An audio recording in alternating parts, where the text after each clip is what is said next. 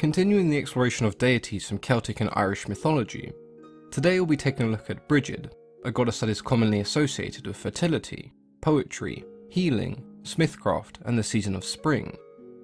Over the years the goddess went by several names, including Brigid, Bridget, Bridge, and Brigantia, with her name roughly translating to mean the exalted one or the high one.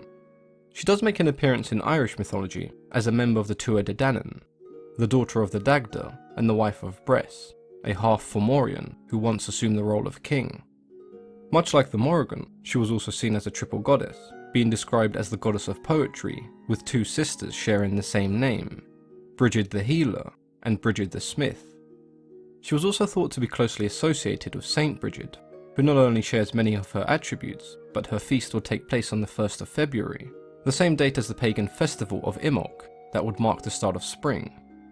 This in turn led to many arguing that Saint Brigid was in fact a Christianized version of the Irish and Celtic deity.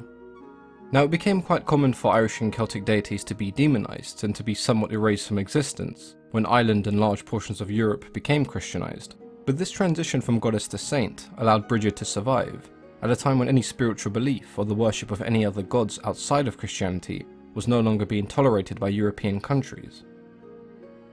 The exact influences of Brigid are fairly unknown, but there has been the suggestion that she may have been inspired by an Indo-European goddess of dawn.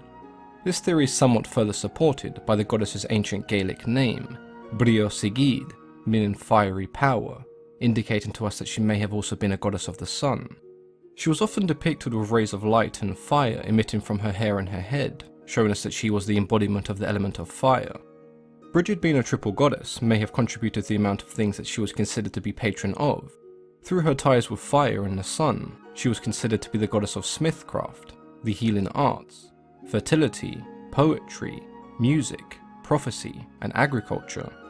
With her name also translating to mean the High One, she was perceived to be the patron of relatively high dimensions, high-rising flames, highlands, and concepts and activities that elevated one's self psychologically and physically, such as wisdom, high intelligence, and druidic knowledge. Her association with the hearth and the home makes her somewhat comparable to the goddess Hestia in Greek mythology, and this association continued when she became Saint Brigid, as she was often seen as a motherly figure. The worship of Brigid was fairly widespread amongst the Celtic people of Ireland, and stretched to the highlands of Scotland and Western Europe. The goddess performed a vital role, unifying warring clans and providing them with a common bond. Many saw Brigid as the fire within their own heart, and the fires of inspiration, playing quite an important part in their everyday life.